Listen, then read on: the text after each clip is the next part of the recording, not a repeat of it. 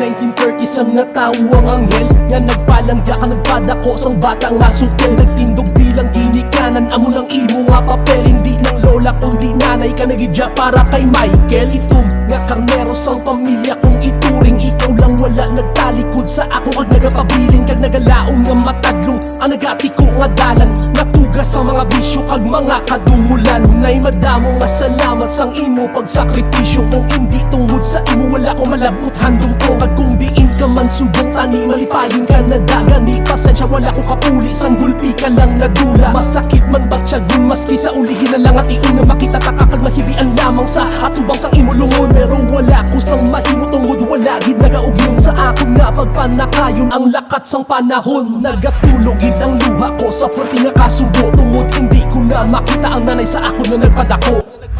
Hindi gid matapos ang pagpalangga mo. Unconditional love gid permi ang nahatag mo. Waiban nga ginapangayon.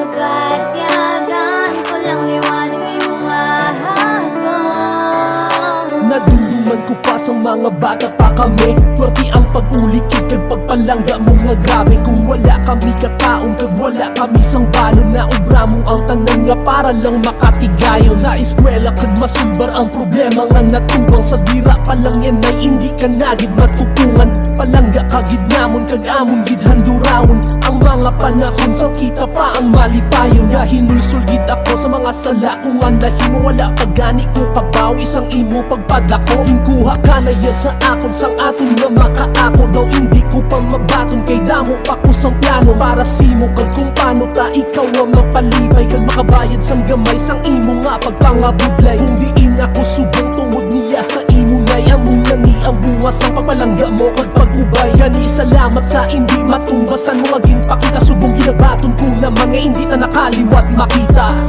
Hindi gid